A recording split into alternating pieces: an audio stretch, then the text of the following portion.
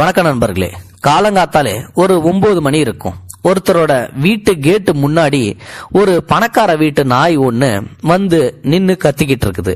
உடனே இவரும் வெளியில வந்து பாக்குறாரு. நம்ம வீட்டுல நாயை நம்ம வளர்க்கறது இல்ல, ஆனா இந்த நம்ம வீட்டுக்கு முன்னாடி கேட்ல ஒரு நாய் நிக்கிற மாதிரியே இருக்குது. பாக்குறதுக்கு பொஸ் பொஸ்ன்னு அழகா பெரிய இடத்து நாய் மாதிரியே தெரியுது. என்ன இது சந்தேகமா இருக்கு அப்படின்னு சொல்லிட்டு வெளியே வந்து பாக்குறாரு. அந்த நாய் வந்து பாத்தீங்கன்னா இவரை பார்த்த உடனே இன்னும் சத்தமா கத்த ஆரம்பிக்குது. உடனே இவர் என்ன பண்றாரு அப்படின்னா, பாக்கிறதுக்கு நல்லா அழகா இருக்குது, நல்ல புஸ் புஸ்னு கொழு கொழுன்னு இருக்குது, ஆனா பெரிய இடத்து நாய் மாதிரியே தெரியுது. பெல்ட் கில்ட்லாம் போட்டு இருக்குது, நல்லா சுத்தமாவும் இருக்குது. இந்த நாய் ஏன் நம்ம வீட்டு வாசல்ல முன்னாடி வந்து கேட்டுக்கு முன்னாடி நின்றுட்டு கத்துதுன்னு யோசிக்கிறாரு. சரி அப்படின்னு சொல்லிட்டு இவரு கையசைக்கிறாரு. உடனே இவர் கையசைச்சதை பார்த்த உடனே அந்த நாய் ஓடி வருது. செம்ம வேகத்துல ஓடி வந்து இவர்கிட்ட நிக்குது. அப்போ இவரு அந்த நாயோட முதுகுல தடவி விடுறாரு. பதிலுக்கு அந்த நாய் இவரோட காலை நக்குது. உடனே வந்து பாத்தீங்கன்னா இவங்க 2 பேரும் க்ளோஸ் ஆன மாதிரி வந்து ஒரு ஃபீல், ரொம்ப நாள் கழிச்சு பாக்குற மாதிரி. உடனே அதுக்கப்புறம் வந்து பாத்தீங்கன்னா இந்த நாய் கொஞ்ச நேரம் அப்படி கொஞ்சம் கொலாய் விட்டு திடீர்னு வந்து பாத்தீங்கன்னா அவரோட வீட்டு மாடிப்படிக்கு கீழே போய் படுத்து தூங்க ஆரம்பிச்சிடுது. ரொம்ப நாளா தூங்காத கிடக்கிறவங்க எப்படி அடிச்சு போட்டா தூங்குவாங்களோ அதே மாதிரி படுத்த உடனே தூங்க ஆரம்பிச்சிடுது. இவரு சந்தேகப்படுறாரு, என்னடா அது இந்த நாய் திடீர்னு ஓடி இருந்தது, நம்மளை பார்த்த உடனே கதியசிச்ச உடனே ஓடி வந்து நம்ம கிட்ட ரொம்ப பாசமா இருக்கிற மாதிரி பண்ணுச்சு, ஆனா இப்போ ஓடி போய் தூங்குதே அப்படின்னு சொல்லிட்டு, சரி இருந்தாலும் பரவாயில்ல தூக்க கலப்போட இருக்கும் தூங்கட்டும் அப்படின்னு சொல்லிட்டு தன்னுடைய வேலையாளை கூப்பிட்டு, ஏப்பா இந்த நாயை வந்து பத்திரமா பாத்துக்கோ, பெரிய இடத்த நாய் மாதிரி தெரியுது, ஒருவேளை நல்ல நாயா இருந்தா நாம கூட வளர்த்துக்கலாம், இங்கே இருக்கட்டும், பசிச்சதுன்னா அது சாப்பாடு போடாதுக்கு அப்படின்னு சொல்லிட்டு டிஸ்டர்ப் பண்ணாதான் அந்த நாய் தூங்கட்டும் அப்படின்னு சொல்லிட்டு இவரு வேலைக்கு கிளம்பி போயிடுறாரு. இதுக்கப்புறம் என்ன ஆச்சு அப்படின்னா, மதியமா வந்து அந்த நாய் அங்கிருந்து ஓடி போயிடுது. இப்போ சாயந்தரம் வந்து டியூட்டி முடிச்சதுக்கு அப்புறம் அந்த வீட்டோட முதலாளி வீட்டுக்கு வராரு. அப்போ நம்ம வேலைக்காரர் இருக்கான் இல்லையா, அவனை கூப்பிடுறாரு. அவனை கூப்பிட்டு, இந்த நாய் இங்க இருந்தது, இப்போ வந்து பாக்குறேன் காணோம், எங்க போச்சு அப்படின்னு சொல்லி வந்து கேக்குறாரு. ஐயா, அந்த நாய் வந்து மதியானமே இங்க இருந்து ஏஞ்சி ஓடி போயிடுச்சியா அப்படின்னு சொல்லி வந்து அவனும் சொல்றான். என்னது மதியானமே ஓடி போயிடுச்சா, என்ன இருக்கும், சரி விடு, வந்தது அது பட்டுக்கும் படுத்தது ஓடி போச்சு அப்படின்னு சொல்லிட்டு இவரும் அதை கண்டுக்கவே இல்லை.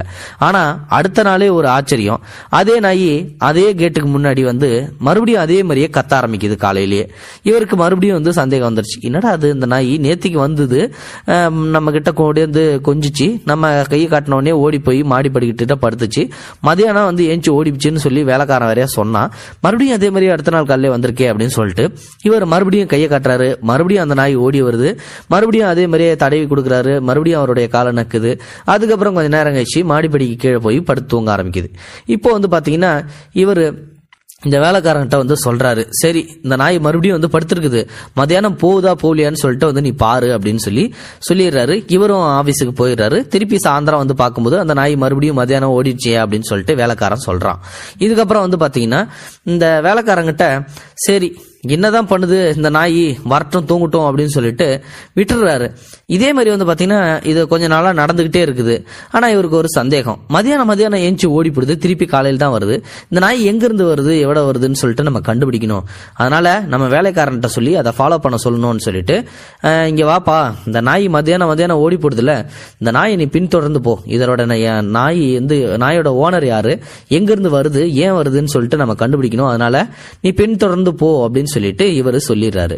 இப்போ மதியானம் வந்து நேரம் வந்துருச்சு. அந்த வேலையாளு உஷாரா காத்துக்கிட்டு இருக்கான். அந்த நாய் ஏஞ்சி ஓட ஆரம்பிக்குது. ஆனா அந்த நாய் ஓடுற ஓட்டத்துக்கு இந்த வேலையாளால வந்து ஓட முடியல.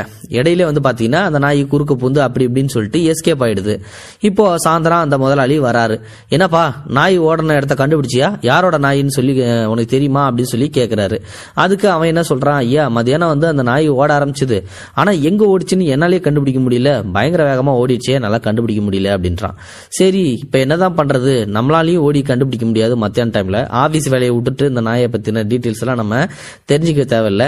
ஆனா இது எப்படிதான் கண்டுபிடிக்கிறது, இது யார் வீட்டுக்கு போகுது, நம்ம ஒரு துண்டு சீட்ல இது யாரோட நாயின்னு சொல்லிட்டு எங்களுக்கு தெரியல, எங்க வீட்டுல வந்து தூங்குது, அதனால இந்த நாயை பத்தின டீட்டெயில்ஸ் நீங்க தானா, என்ன ஏதுன்னு சொல்லிட்டு தெளிவா எனக்கு தகவல் சொல்லுங்க அப்படின்னு சொல்லிட்டு ஒரு துண்டு சீட்டுல எழுதி அந்த நாயோட கழுத்துல கட்டி அமுச்சு விடுறாரு. அப்ப வந்து பாத்தீங்கன்னா மத்தியானம் வழக்கம் போல அந்த நாய் தூங்கி எழுந்துச்சு ஓட ஆரம்பிச்சிருது. அந்த வீட்டுக்கு போன உடனே இவர் வந்து அடுத்த நாள் காலையில இந்த பரபரப்பா வெயிட் பண்ணிட்டு இருக்காரு அந்த நாய் வரும்னு சொல்லிட்டு. அதே மாதிரி அந்த நாய் வருது. ஆனா இவர் எழுதி விட்ட சீட்டுலயே வந்து டிஃப்ரெண்டான வேற ஒரு சீட்டை வந்து அந்த நாயோட கழுத்துல கட்டி இருக்குது. இப்போ அந்த நாயை கூப்பிடுறாரு, அதுவும் ஓடி வருது. அந்த சீட்டை பிரிச்சு பாக்குறாரு. பிரிச்சு பார்த்த உடனே வந்து பாத்தீங்கன்னா இந்த முதலாளி விழுந்து விழுந்து சிரிக்க ஆரம்பிச்சிடறாரு. இதை பார்த்த உடனே வேலையாள் வந்து பாத்தீங்கன்னா என்ன முதலாளி பயங்கரமா விழுந்து விழுந்து சிரிக்கிறாரு, அப்படி அந்த என்னதான் எழுதியிருக்கு அப்படின்னு சொல்லிட்டு இவருக்கு தெரிஞ்சு அவனுமே ஐயா ஏன் இவ்வளவு விழுந்து விழுந்து சிரிக்கிறீங்க, என்னதான் எழுதியிருக்கு அப்படின்னு சொல்லி அவன் கேட்கறான். அதுக்கு இந்த முதலாளி என்ன சொல்றாரு அப்படின்னா, அதுல வந்து இதுதான் வந்து எழுதியிருந்தது, அன்புடையீர் வணக்கம், நான் வந்து இந்த நாயோடைய ஓனர். என்னோட நாய் என் பொண்டாட்டி தொல்லை தாங்க முடியாம தூக்கம் இல்லாம கொஞ்ச நாளா தவிச்சுக்கிட்டு இருந்தது. இந்த நாய் தினம் தினம் காலைல ஏஞ்சி போயிடுது, வரும்போது நல்லா ஃப்ரெஷ்ஷா வருது, எங்கேயோ தூங்கிட்டு வருதுன்னு சொல்லிட்டு எனக்கு நல்லா தெரியுது. ஆனா அது உங்க வீட்டுலன்னு சொல்லிட்டு இப்பதான் எனக்கு புரியுது. என் பொண்டாட்டி தொல்லை தாங்க முடியாம தான் அந்த நாய் உங்க வீட்டுல வந்து தொங்குது போல.